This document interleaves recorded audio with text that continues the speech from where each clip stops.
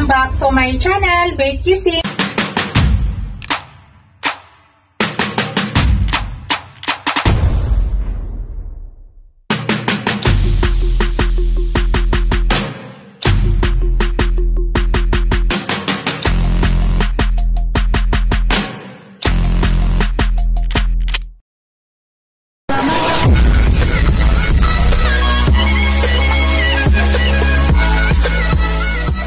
Hello guys, today's video guys ay magluluto ako ng isda. I-oven natin guys, ipasok natin sa oven. Sa ngayon, ang gagawin natin ay lagyan natin ng panglasa. So yan, may nilagay ako dyang bawang at saka sibuyas. Ngayon guys, maglagay tayo ng panglasa.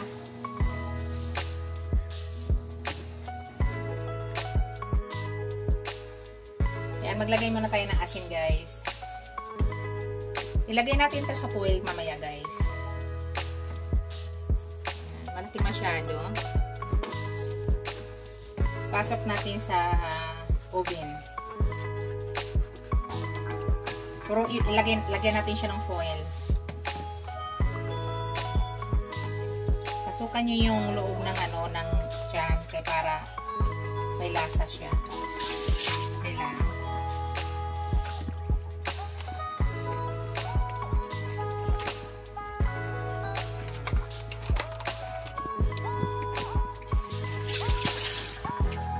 Maglagay tayo ng panglasa. May lagay ako yung panglasa guys. Konti lang.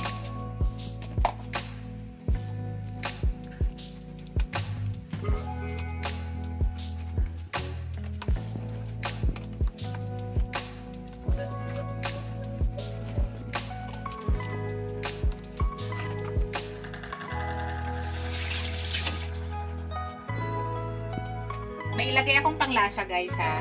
Alam nyo ba kung ano to? Liquid seasoning to guys. Konti lang. Tinitwist ko lang yung lasa. Yan. Tapos, maglagay ako ng brown black pepper.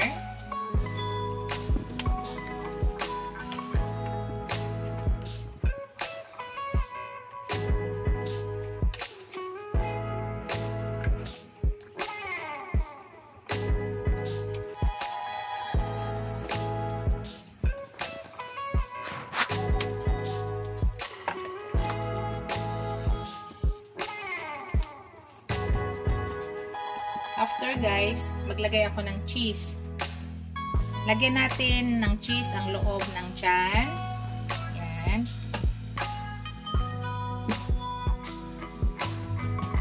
Pasakan natin ng cheese yan. Tapos dito sa loob ng head niya. Yan. Tapos dito ulit. Lagyan natin ng cheese. Tapos dito sa head niya.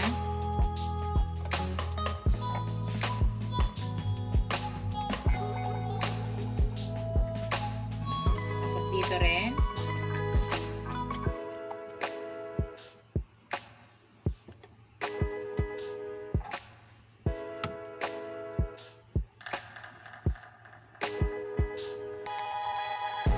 Gagayat pa ako guys. Yan, lagyan din natin yung sa may head niya ulit.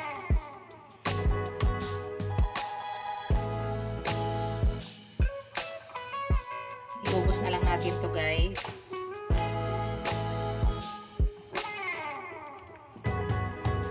Yan. Tapos ilagay natin guys, ilagay na natin sa foil to guys ha. Ipo-foil na po natin. Yan. Tapos yung mga sibuyas guys at saka bawang, lagyan natin yan. Huwag lang natin ipasok sa loob. Maglagay tayo dyan.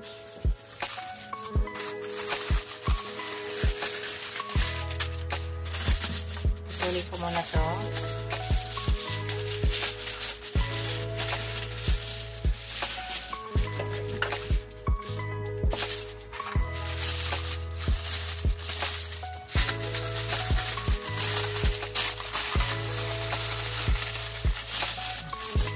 Hindi masyado makapal guys ha. Tama lang ang kapal. Dapat huwag masyado kapalan. Kasi malaki yung isda natin. So, yan. Ngayon, iba na naman.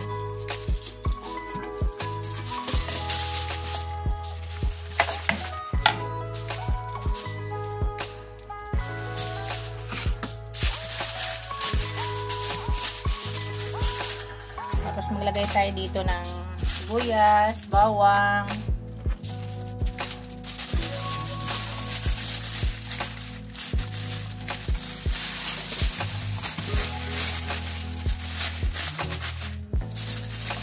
Basta tandaan nyo, wag lang masyado kapalan.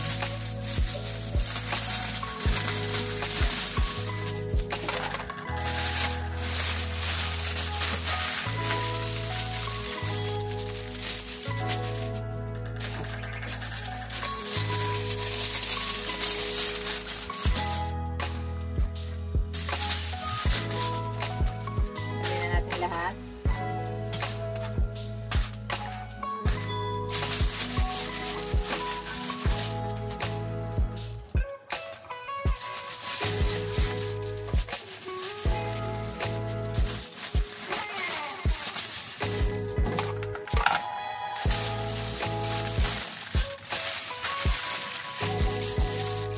Tapos guys, pakita ko sa inyo kung paano ko ilagay sa tray.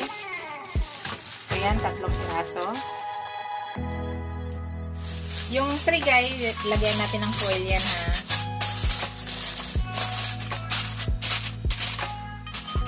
Lagyan natin ng foil yan. Tapos ilagay natin yan. Sana mag-cut siya guys. Naman siya. So, takpan natin para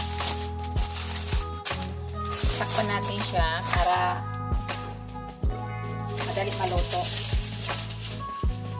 Napunit pa.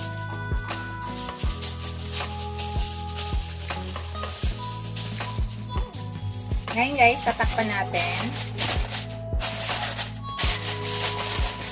para lutong-luto siya. Yan, tapos mamaya guys, maya ipapasok natin yan sa oven. Yan, later guys, papasok na natin yan sa oven ha.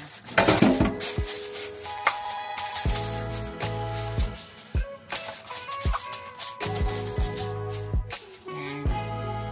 Pakita ko sa inyo mamaya guys. Hello guys, nilagay ko na pala yung isda, nandito na sa oven. So nilagay ko muna siya sa 170 para hindi mabigla. So, sa ngayon guys, takpan na natin siya. So, wait na lang natin guys. Mamaya i-adjust ko. Gawin ko siyang 180. Hello guys. In-adjust ko na pala. Pinataasan ko.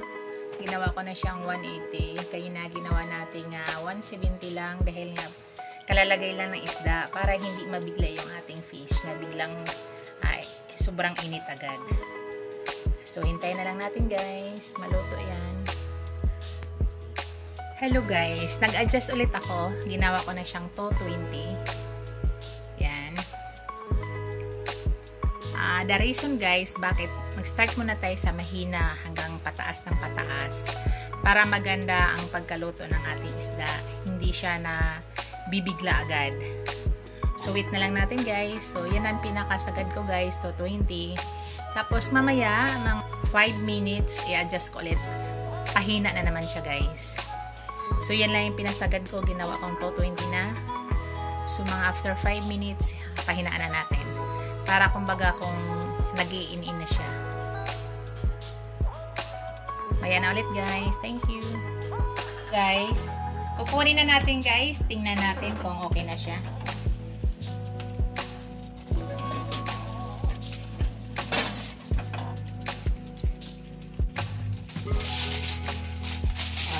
Namoy nyo guys, ang namoy ko.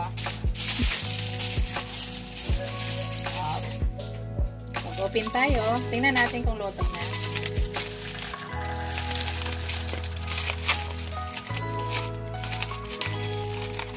Oops. Nagawa na ako ng tinidor guys ha.